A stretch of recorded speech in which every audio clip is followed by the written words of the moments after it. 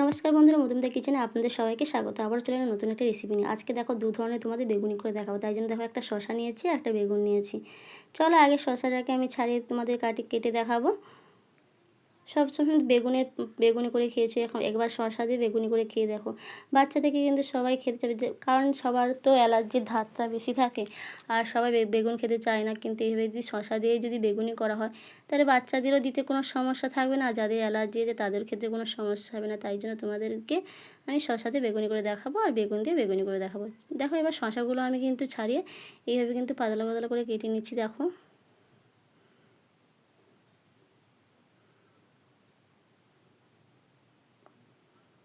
দেখো এইভাবে কিন্তু আমি পাতলা পাতলা করে কেটে কেটে নিচ্ছি, তোমাদের দেখালাম। চলো এবার শসাগুলো আমার কাটা হয়ে গেছে। এবার দেখো এইগুলো আমি সবগুলো শসা কেটে নেব। এবার বেগুনটাও তোমাদের কেটে দেখাবো।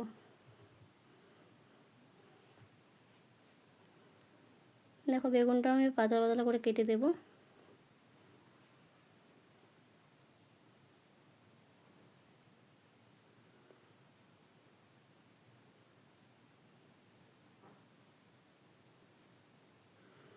দেখো এইভাবে কিন্তু বেগুনটা আমি কেটে নিলাম। এবার জল দিয়ে আমি একটু ধুয়ে নেবো, কারণ ধোয়ার আগে ধুলে হতো, মানে কাটার আগে ধুলে হতো, কিন্তু আমি কাটার আগে ধুইনি, তাই জন্য কাটার পর ধুয়ে নিচ্ছি।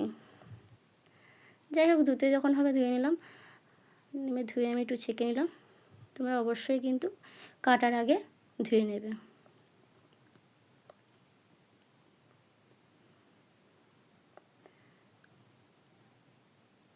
আর আমি শসাটাকেও একটু ধুয়ে নিচ্ছি। তোমরা অবশ্যই কিন্তু কাটার আগে ধুয়ে নেবে সবগুলো।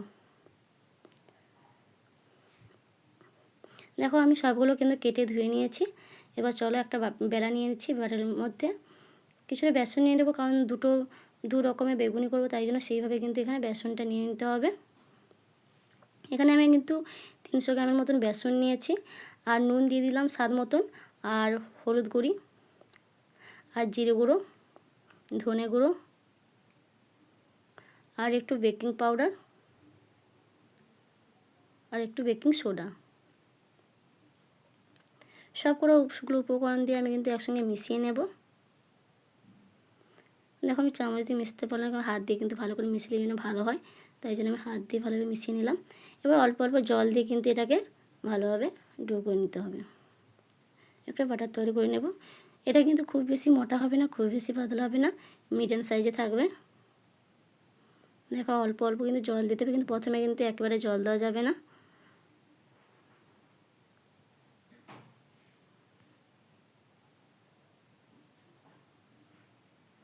দেখো এইভাবে কিন্তু ভালোভাবে ফাটিয়ে নেব, আর এটা কিন্তু ভালোভাবে ফাটাতে হবে, কারণ এটা যত ভালো ফাটাবে ততভাবে ভালোভাবে ভাজা হবে। দেখো আমি কিন্তু খুব সুন্দরভাবে ফাটানো হয়ে গেছে, দেখতেই পাচ্ছ। এবারে দেখো আঙুলে কিন্তু জড়ে গেছে, দেখতে পাচ্ছ। এটা কিন্তু খুব সুন্দরভাবে হয়ে গেছে একেবারে। চলো একটা গ্যাসের মধ্যে এবার কড়াই বসিয়ে দিলাম। কড়াইটা আমার গরম হয়ে গেছে। এখানে সাদা তেল দিয়ে দিচ্ছি। অবশ্যই এখানে সাদা তেল দিয়ে ভাজতে হবে, নাহলে সরষে তেল দিলে গন্ধ করতে পারে। অবশ্যই সাদা তেলে ভাজার চেষ্টা করবে। চলো আগে তোমাদের শসার বেগুনটা করে দেখাই। তাই জন্য দেখো শসাটাকে আমি বাটারের মধ্যে চুবে তেলের মধ্যে ছেড়ে দেব।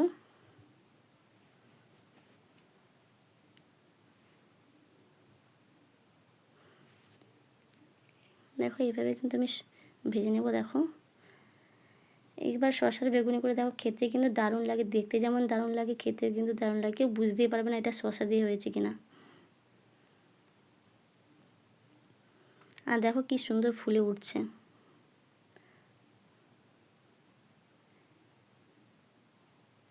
এটা যতটা মুচমুচে হবে দেখতেও কিন্তু সুন্দর লাগে।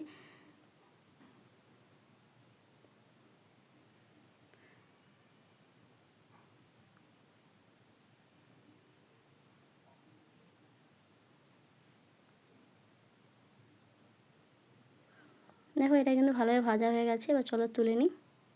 দেখো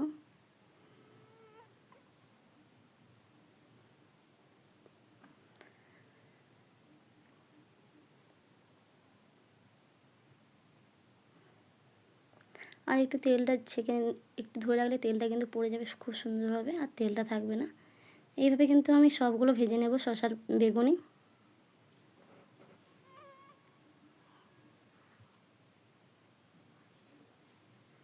দেখো এবার কিন্তু সবগুলো শসা আমি ভেজে নিয়েছি। এবার তোমাদের বেগুনি করে দেখাবো। এবার চলো তোমাদের বেগুনি করে দেখাই। এবার বেগুনটাকে আমি বাটারের মধ্যে চুবে বেগুনটাকে ভেজে দেখাবো। আর কোনটা তোমাদের ভালো লাগলো অবশ্যই কিন্তু কমেন্ট করে জানাও, বেগুনি না শসার বেগুনি, অবশ্যই কিন্তু কমেন্ট করে বলো। আর আমার রান্না যদি তোমাদের ভালো লাগে অবশ্যই কিন্তু লাইক সাবস্ক্রাইব করে পাশে থেকো।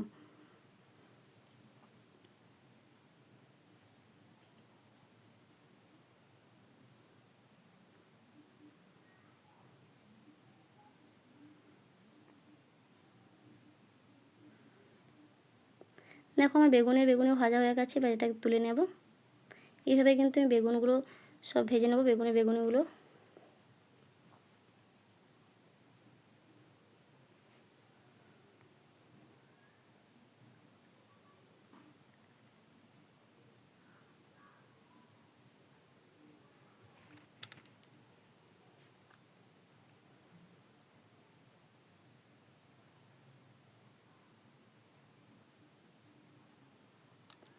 দেখো আমার সবগুলো ভাজা হয়ে গেছে। তুলে তোমাদের দেখাচ্ছি কেমন হলো, অবশ্যই কিন্তু কমেন্ট করে জানাও। দেখো এটা হলো শসার বেগুনি, দেখতেই পাচ্ছ। আর এটা হলো বেগুনি, দেখো। আর অবশ্যই কিন্তু কমেন্ট করে জানাও কেমন হলো।